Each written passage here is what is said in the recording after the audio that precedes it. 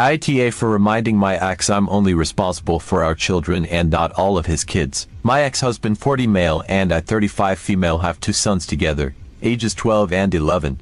We divorced about a decade ago, and it wasn't an easy decision.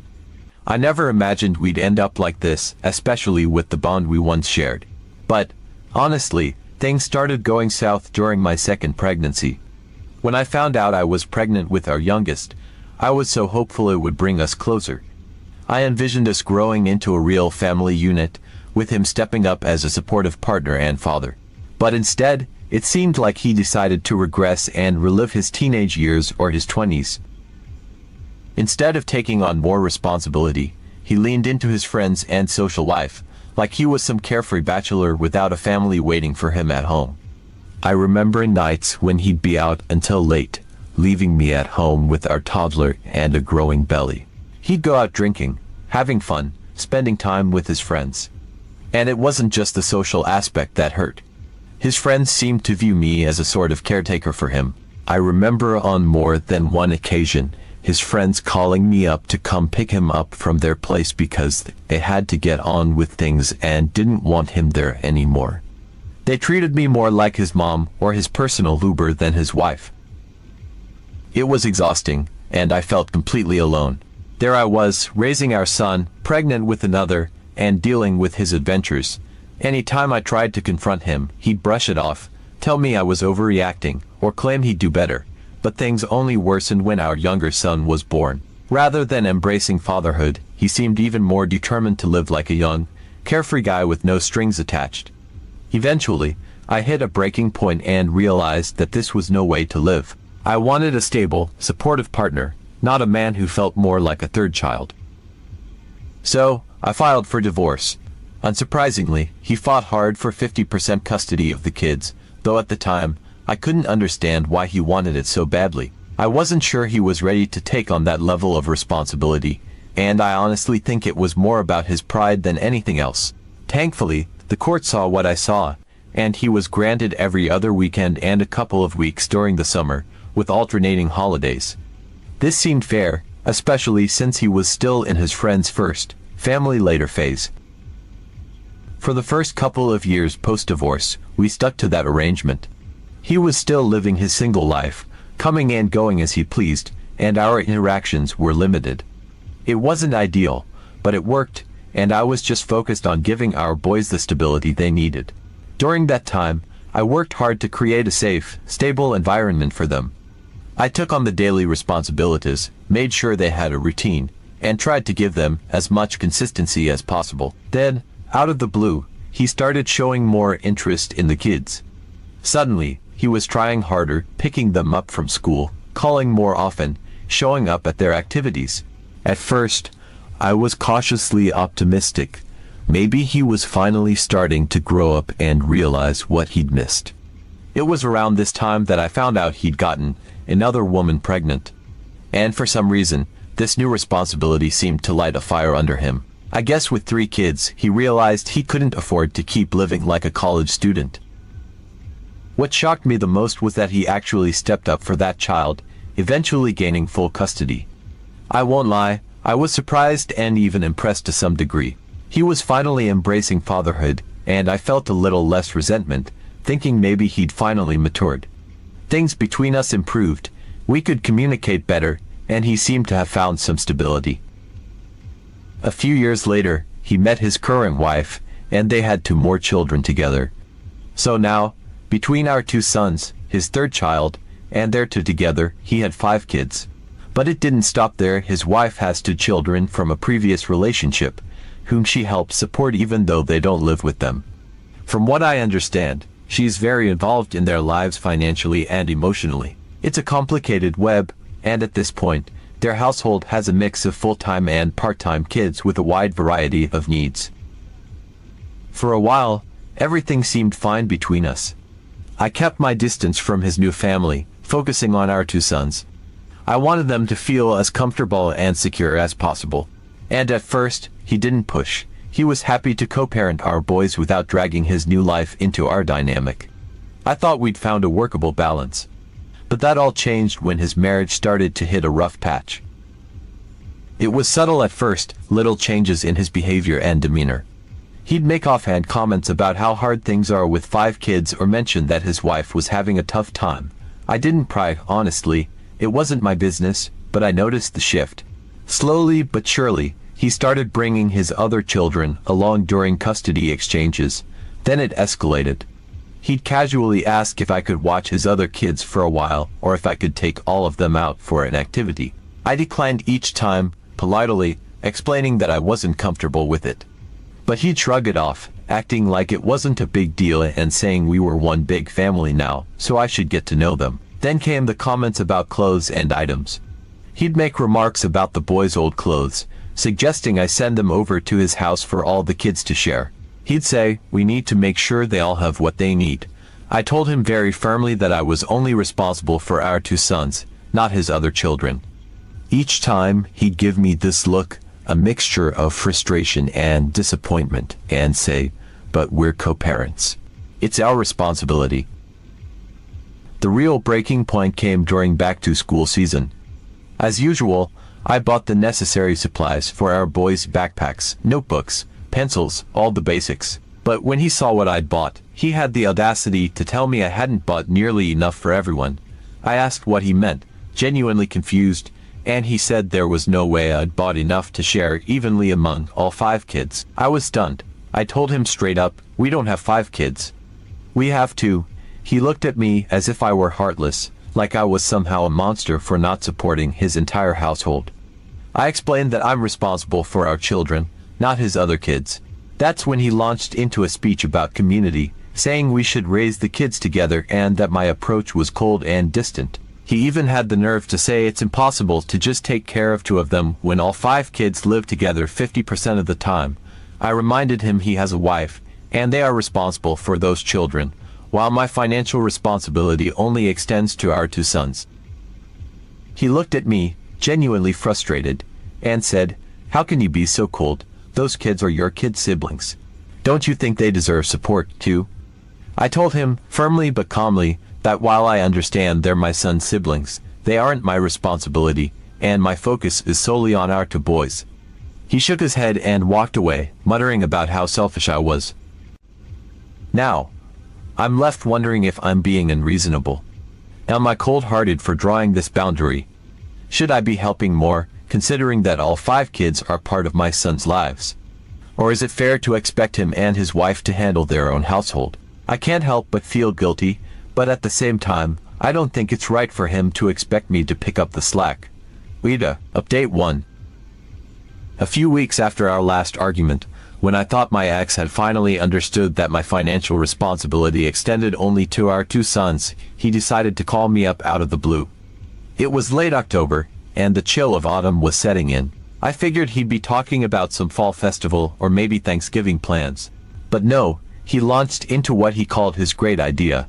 Right away, I could tell from his tone that he was excited about it, like he was about to pitch some business venture, not discuss our children. And the more he talked, the more I felt this growing sense of dread about where he was going with it.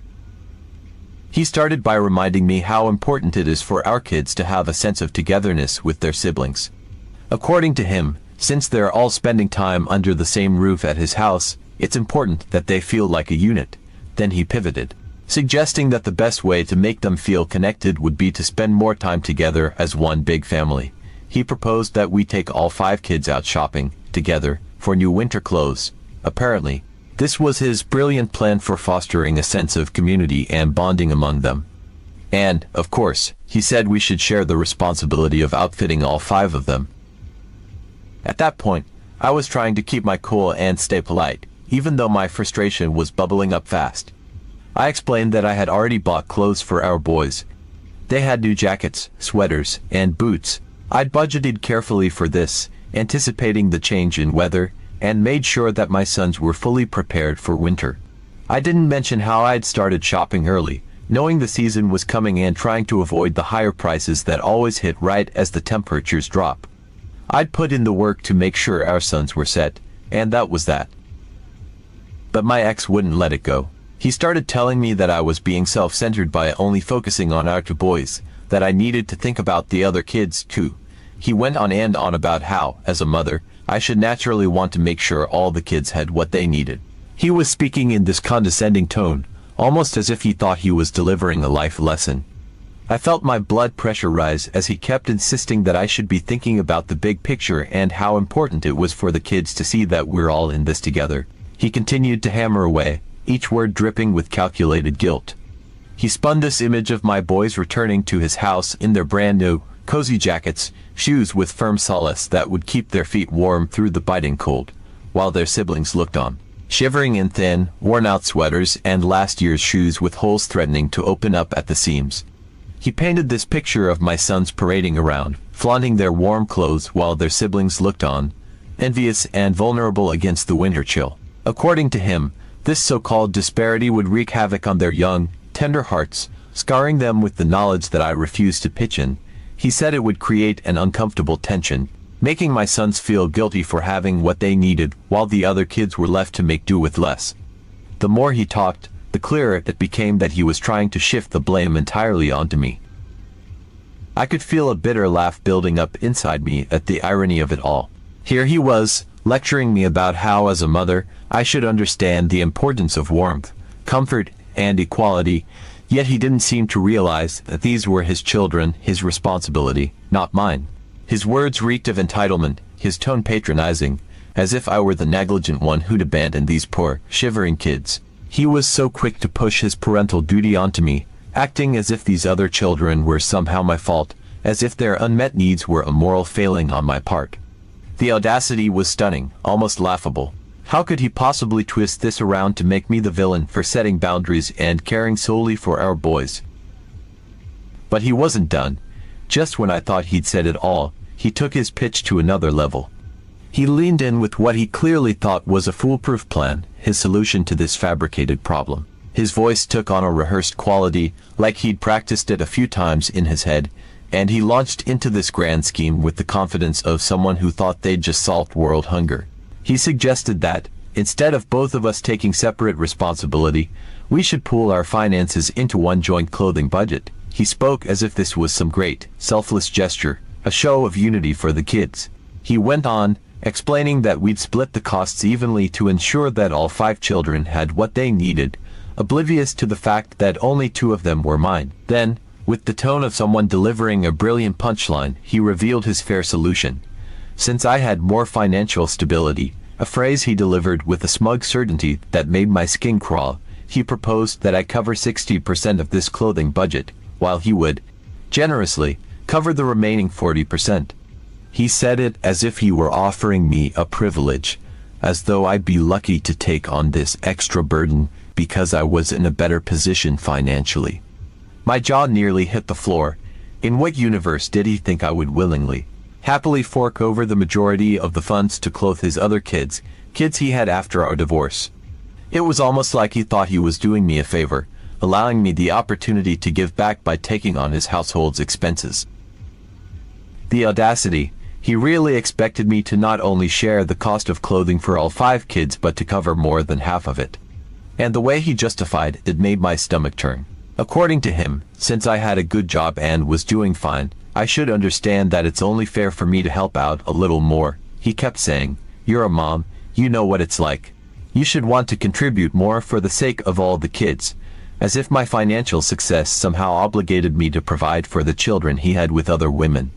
It was like he thought I'd be flattered by his request to play mother to his other kids. The entitlement was staggering. He just assumed I'd roll over and start writing checks for his household. I couldn't believe he was actually expecting me to bail him out because he and his wife were struggling. It was like he had completely forgotten that these other children had nothing to do with me, and their needs weren't my responsibility. The whole situation felt surreal, like he was testing how far he could push me, how much he could get away with. He even had the nerve to imply that it was somehow my fault that I'd already bought clothes for our sons, like I had jumped the gun by taking care of their needs before he had his epiphany about a joint budget. He seemed to think that if I hadn't gone ahead and bought clothes for our kids, his plan would have been perfect. He actually made it sound like I'd created a problem by being responsible for our sons in advance, instead of waiting around to coordinate with him. I couldn't take it anymore. There was no point in trying to reason with him, no way he was going to see my side. He'd already decided that I was some kind of selfish villain, and he was intent on making me feel like I was abandoning all 5 kids by refusing to comply with his ridiculous plan. I felt my patience snap. Without another word, I simply hung up the phone. It took me a while to calm down after that. I couldn't shake the frustration, the disbelief, the sheer entitlement he'd shown. He clearly thought that by guilting me, by positioning himself as this struggling father trying to hold it all together, he could get me to step in and solve his problems. I could see the game he was playing, and the fact that he was using our children, our boys, as pawns to get what he wanted was infuriating. I am trying to do what's best for our children, while he seems determined to make me feel guilty for not doing more for his other kids. It's exhausting and frustrating, but I'm sticking to my boundaries, because at the end of the day, my focus is, and will always be, on the 2 children we share. And no amount of guilt tripping or manipulation is going to change that. Update 2. A few days after my ex's attempt to convince me to contribute to a joint budget for winter clothes for all 5 of his kids, he called me again. I saw his name flash on my phone screen, and my stomach immediately twisted. I could feel my irritation bubbling up just at the sight of it. After our last conversation, I had zero desire to deal with whatever he was going to throw at me this time. I knew him well enough to realize he wasn't calling to just catch up. Still, some part of me, maybe a lingering sense of politeness or curiosity, pushed me to answer the call. When I picked up, he surprised me by speaking casually, as if we hadn't just had a tense argument about sharing financial responsibility for his household. He didn't bring up our last conversation or even hint at the fact that I'd hung up on him in frustration. Instead, he launched into small talk, asking how I was doing, like he hadn't just tried to guilt-trip me into footing a 60% share of the winter clothes budget for 5 children.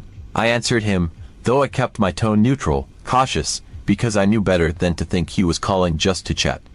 I could sense that he was gearing up for something, I just didn't know what yet. After a few minutes of this awkward small talk, I decided to cut through the pretense. I asked him directly what he wanted, knowing that he was leading up to something. And that's when he dropped his latest bombshell. He started talking about how his other child's birthday was coming up soon. I sat there, silent and confused. I didn't know where he was going with this or why he thought I needed to know about it. In my confusion, I said a polite congratulations, trying to hide my growing annoyance, but he kept going.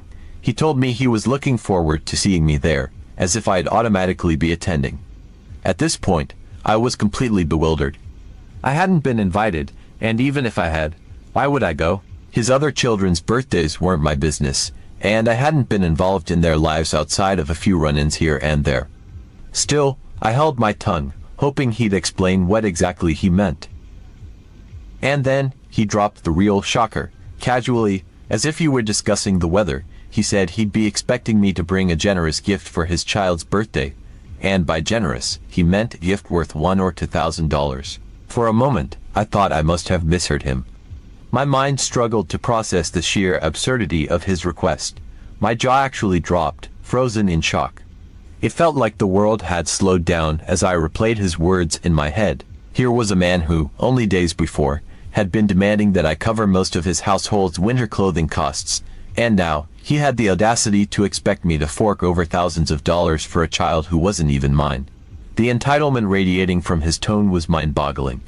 He sounded so calm, so sure, as if asking me to fund his other child's birthday was the most normal, reasonable request in the world. In that moment, I realized he had genuinely convinced himself that I would just fall into line with his absurd demands, as if I were a permanent fixture in his financial support system. My thoughts raced, tumbling over each other in disbelief. Did he seriously expect me to hand over thousands of dollars? For a child I barely knew, a child he'd had with another woman, long after our marriage ended, it felt like some kind of elaborate prank. A twisted social experiment to see how far he could push me before I snapped. But the madness didn't stop there. Almost as if he'd rehearsed this speech, he added, with an air of smug satisfaction, that his other child's birthday was coming up next month, and for that occasion, he expected yet another $1,000 or $2,000 from me. He spoke with this strange confidence, As if he'd done me a favor by giving me a heads up, as if I should be grateful for the advance notice so I could budget accordingly. It was as though he saw himself as some kind of benefactor, generously informing me of these obligations he'd simply decided were mine to fulfill. In his mind, I should be thanking him for the privilege of throwing my hard-earned money at his responsibilities. The sheer audacity was almost too much to believe. It was too much. I couldn't believe the gall he had to call me up, just days after trying to guilt me into a joint budget for winter clothes, now asking me to hand over thousands of dollars as birthday gifts. In that moment, something snapped in me, and I couldn't help but laugh. It wasn't a small chuckle, either. It was the kind of laugh that builds up and explodes, fueled by pure disbelief and frustration. I laughed because it was absurd. I laughed because it felt like some kind of bizarre prank. I laughed because the entitlement and sheer audacity were so ridiculous that I couldn't respond any other way. He didn't take it well. He got quiet, obviously not expecting that reaction, and asked me why I was laughing, sounding genuinely confused and maybe even a little hurt. But I couldn't stop. The absurdity of it all was overwhelming, and all I could think was, this man is out of his mind. He truly expected me to treat his other kids as my financial responsibility, like I was some kind of ATM he could draw from whenever he was in a bind. And he thought that I, of all people, would simply fall in line with his plans. When I finally managed to regain my composure, I told him exactly what I thought. I told him that his demands were ridiculous and that it was laughable that he would expect me to pay thousands of dollars for birthdays that had nothing to do with me. I told him that he was acting like a clown, and it was high time he learned to take care of his own family without clinging to me. I told him that his children, beyond our 2 sons, were not my problem, and that he needed to stop trying to drag me into his mess. After that, I hung up. I didn't wait for him to respond or argue, because I knew he tried to twist it, tried to guilt me, tried to make me feel like I was the one being unreasonable. But I wasn't going to let him manipulate me anymore. I was done being his safety net, his fallback option, whenever he was in over his head.